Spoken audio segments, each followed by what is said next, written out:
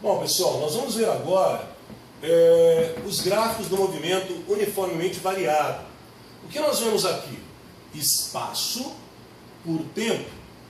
Sempre importante olhar, né, as grandezas que estão representadas nos eixos, para você saber do que se trata. É muito comum olhar apenas para o desenho, ou seja, para a reta ou para o gráfico, e já marcar alguma alternativa ou fazer algum cálculo errado porque não teve cuidado de olhar quais são as grandezas. Bom, aqui nós vemos que o gráfico espaço por tempo é uma parábola, portanto, trata-se de uma função do segundo grau. Né? Se é uma função do segundo grau, né? Daquele S igual a S0 mais V0t mais meio de AT2, né? Nós vemos aqui então que esse é um gráfico do movimento uniformemente variado. Bom, aceleração positiva com cavidade voltada para cima, aceleração negativa com cavidade voltada para baixo.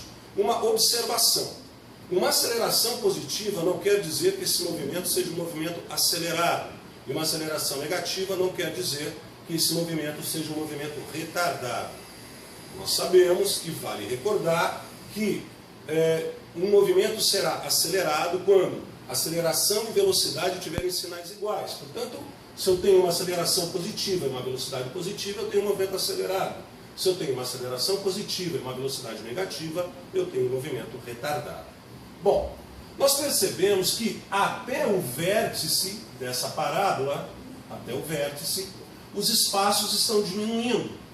Então nós podemos classificar essa primeira parte do movimento como sendo de um movimento retrógrado.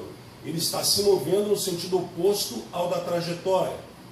Na segunda parte dessa parábola, nós podemos perceber que essa velocidade está aumentando. Portanto, nós temos um movimento progressivo. Ou seja, ele passa a se mover a partir desse instante com uma velocidade ou com sentido de movimento igual ao sentido da orientação da trajetória, com a velocidade positiva. Bom, se houve uma inversão do movimento no vértice da parábola, isso significa que, nesse instante, ele parou, porque todo móvel, para inverter sentido de movimento, ele precisa parar. Então, se ele para nesse instante, ou seja, o vértice, ele nos indica o instante e a posição da inversão do movimento, né? Nós entendemos então que ele veio freando, né? A velocidade veio diminuindo durante esse deslocamento, durante esse intervalo de tempo até chegar aqui. Então, guarda, o vértice da parábola significa uma velocidade negativa, ok? Uma velocidade igual a zero, ele para aqui nesse instante, um ponto que nós chamamos de ponto de inversão do movimento. A partir desse momento, então, ele tem que acelerar, porque se o corpo está parado, ele se move apenas se acelerar, então nós temos um movimento acelerado. Como podemos classificar, então, esse gráfico? No movimento uniformemente variado, porque é um gráfico espaço por tempo, uma parábola, uma função do segundo grau. Na primeira parte, até o vértice da parábola, um movimento retrógrado e retardado.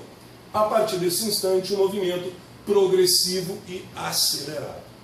Nessa outra parábola, também espaço por tempo, portanto é um movimento uniformemente variado, nós vemos que na primeira parte do movimento, nós temos um movimento progressivo, porque os espaços estão aumentando, e retardado. Por quê? Porque no vértice da parábola a velocidade é igual a zero.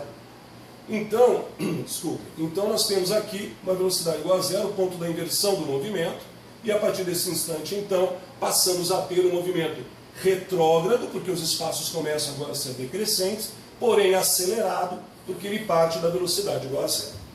Ok? Então vimos aqui o gráfico, o gráfico da função horária dos espaços para o movimento uniformemente variável. É isso aí.